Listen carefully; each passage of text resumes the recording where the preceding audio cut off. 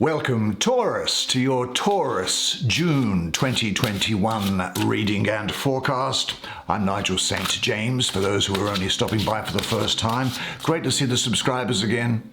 Love and affection to you always. Always send you heaps of energy during the month. Now, I've also had the opportunity to read for a number of you Taurian gentlemen and ladies over the course of the last month, and it's been a delight to do so, to get to know you personally. And if you'd like to have a personal one-on-one clairvoyant reading with me, just check out the information that's in the description box below. Have a look at the website in particular. Now, what shall we say? I've got a rather interesting European deck here. It's a medieval deck. I think you'll enjoy it.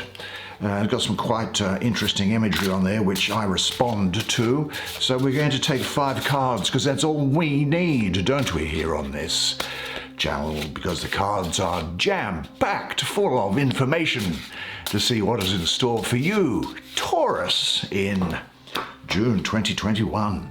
Let's have a look to see what there is. Hope you're doing well. Let's see what there is here. First up, there is the 7 of Wands. Let's take something from in here. This is the 9 of Coins. What should this be? The Knight of Wands. Will we take something off the bottom, do you think?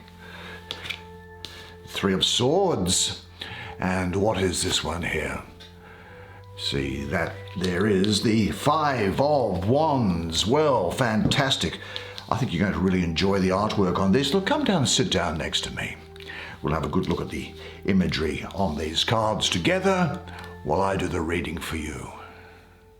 Now, can you see those? Let's have a look. Where shall we begin? Well, begin at the beginning. That's always a good place to start.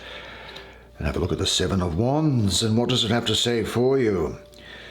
Mr. 7 of Wands. Interestingly, 7, I have the planet Venus associated with the 7 here. I'll come to that in just a moment. Now, here in the picture, a man, or the painting, a man holds a rod as if defending himself. Someone is forcing him to defend his position and territory.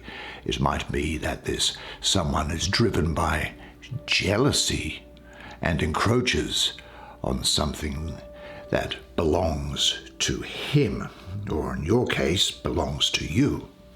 Now, astrologically, I have Mars in the 3rd decan of Leo, it would be here. And with this Venus ruled number 7. So we have Mars in Leo, which is a fire sign. Mars is a very fiery planet. That 3rd decan, the 13th to the 22nd of August.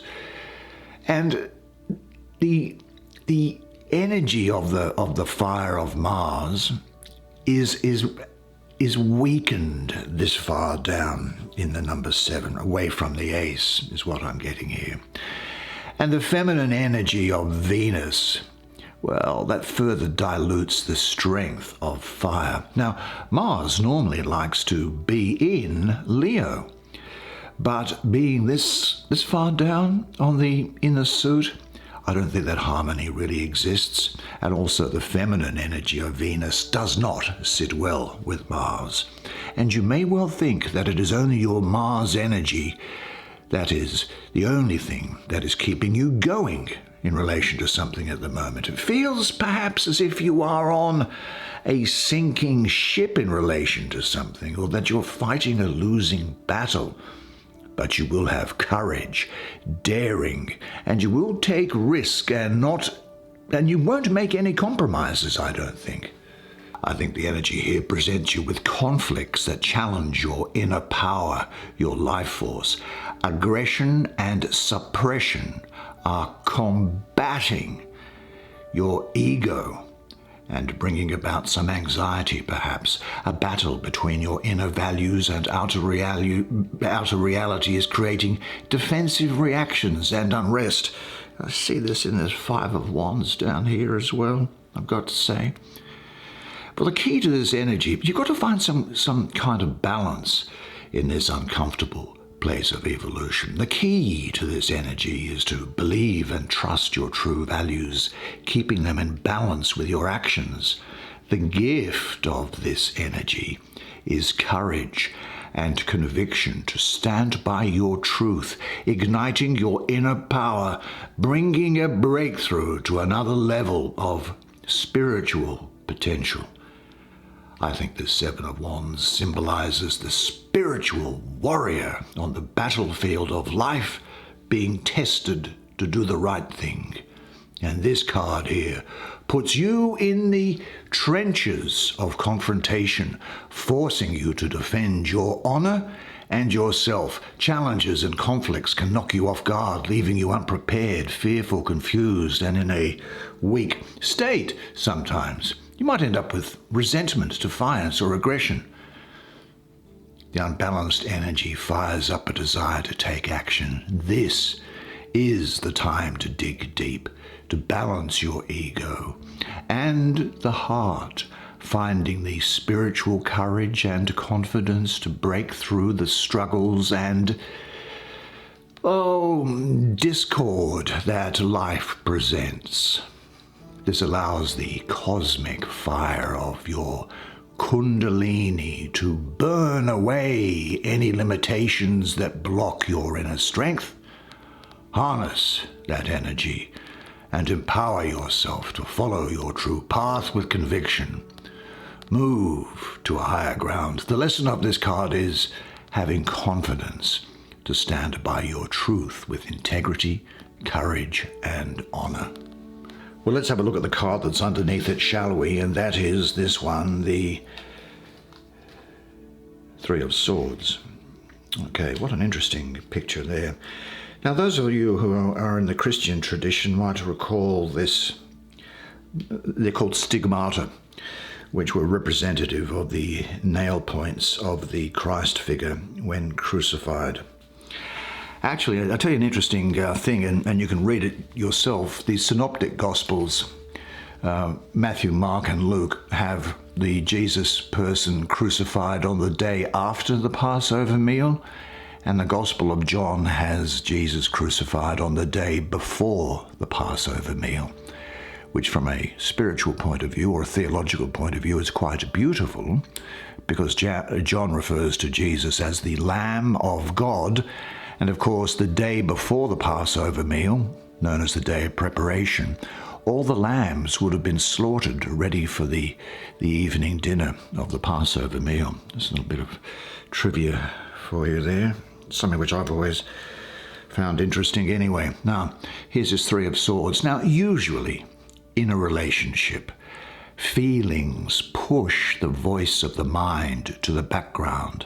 The Three of Swords is a kind of wake-up call. It helps clear the fog of emotional idealization and face reality as it is, causing painful feelings sometimes.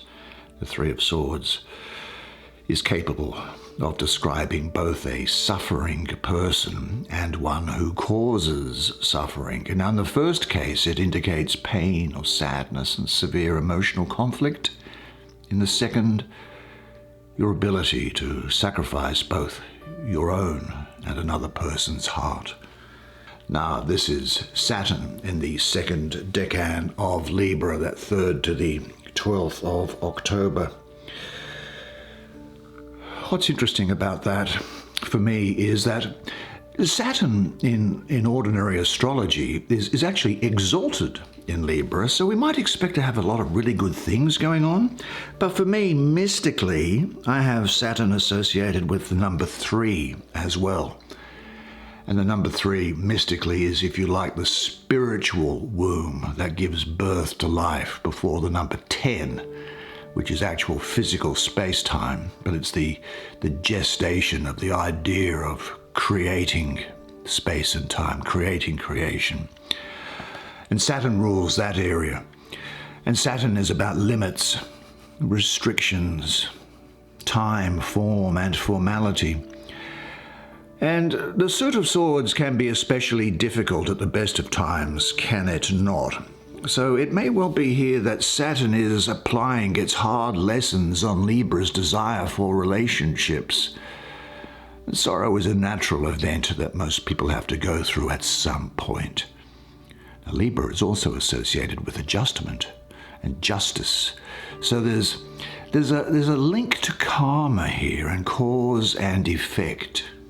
The Three of Swords can symbolize a heavy heart that is carrying sorrow. Now, metaphorically, the intensity of this sorrow is so powerful, one wants to tear open your very being so the pain inside can bleed out. It's not an easy time, and it calls for courage to accept and deal with the suffering you're holding within. The Three of Swords brings mental anguish sometimes, heartbreak, defeat, fears, loss, and unhappiness, but those experiences can bring the opportunity to transform sorrows into new insights and understandings. The key to this energy is not to bury your painful experiences from the past, but to work through them by facing and surrendering to them, shifting the painful emotions and negative thinking to a neutral ground. The gift of this energy is to transform sorrow and pain into healing and growth. Now, there's no doubt that we can, in the past, have experienced heartbreak, despair, and grief. And that energy can immobilize. It can immobilize you into feeling helpless sometimes, can't it? Or in seeing life as hopeless. It indicates a sad time in life. Painful memories that are being held in the mind and heart need to be looked at, accepted, processed, and let go so you can heal. The Three of Swords is encouraging you now to empty the sadness of your heart. The pain of losing something special is, look, it's an experience that only you can understand and that only you can process. The ultimate goal is to take back your personal power and gain the strength back to begin to live your life at a renewed level.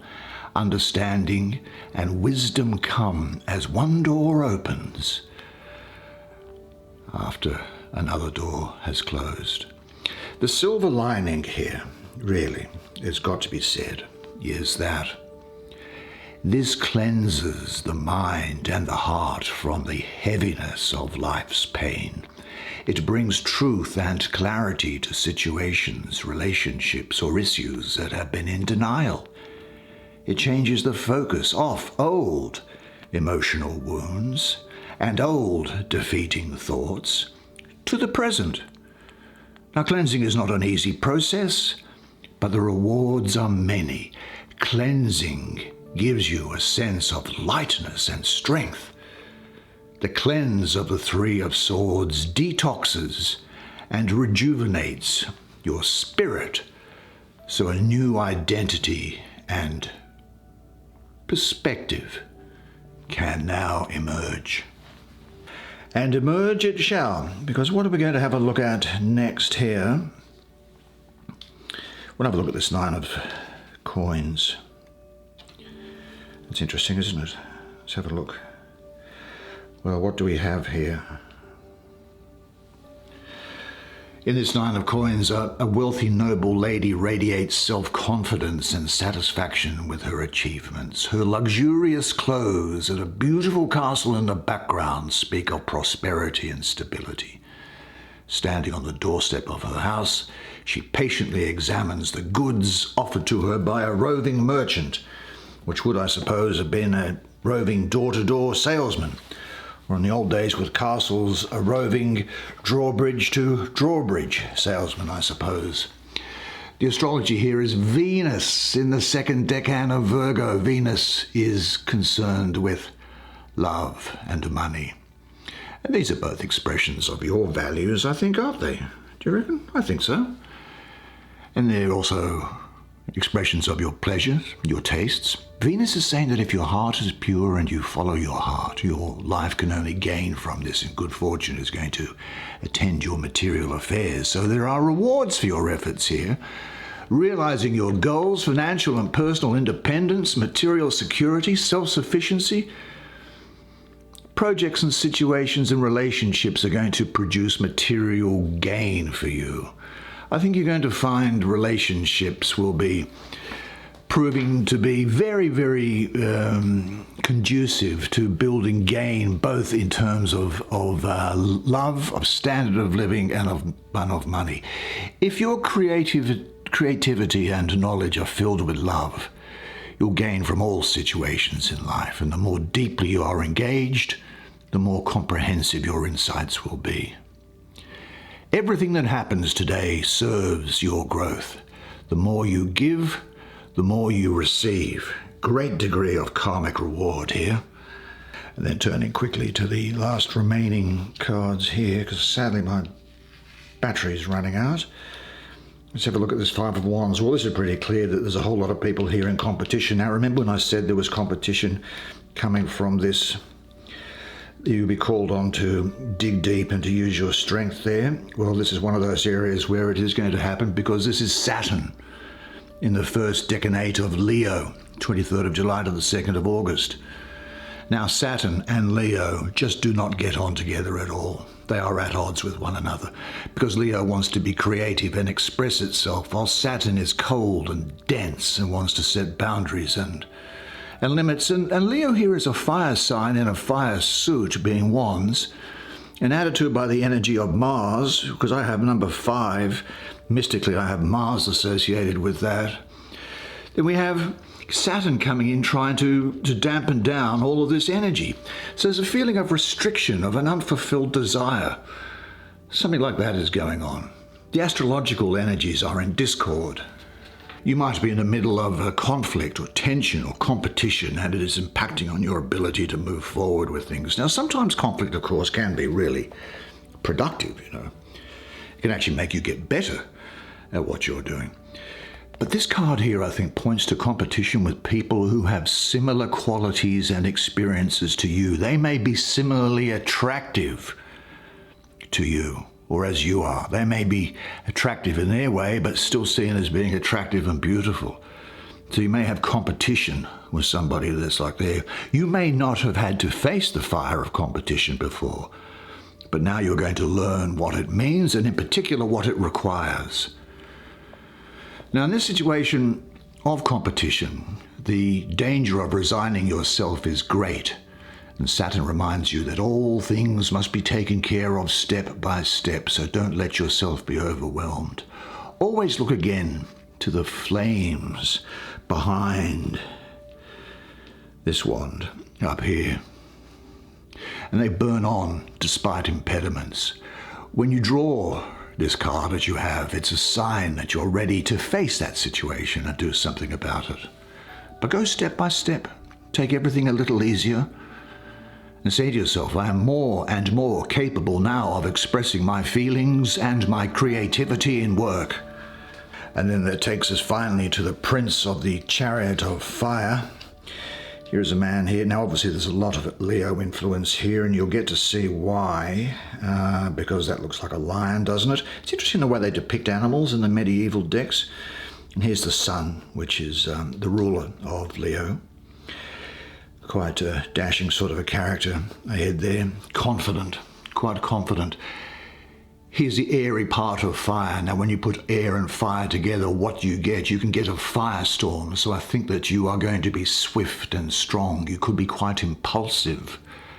You'll nevertheless be just and noble and generous, I think, and have a sense of humour. This can sometimes talk about a blossoming love when it's in the position that it is now, and some intuitive creativity out of the darkness and into the light. He personifies, this guy, the mastery of intuitive creativity. All senses are geared towards being used for creative purpose. He trusts his intuition and surprises others with his original ideas and solutions. Nothing can hinder or limit his creative flow. And this Sun here, and this horse that he rides, mean that nothing can hinder or limit this creative flow. He is in motion. He stands for honesty and integrity and has a strong sense of morality. He can represent, and I think does represent, a turning point for you in your life, where perhaps I think some things have not been going so well for you, have you? Well, they're going to turn around now. They're going to turn around. Things are going to start to get better.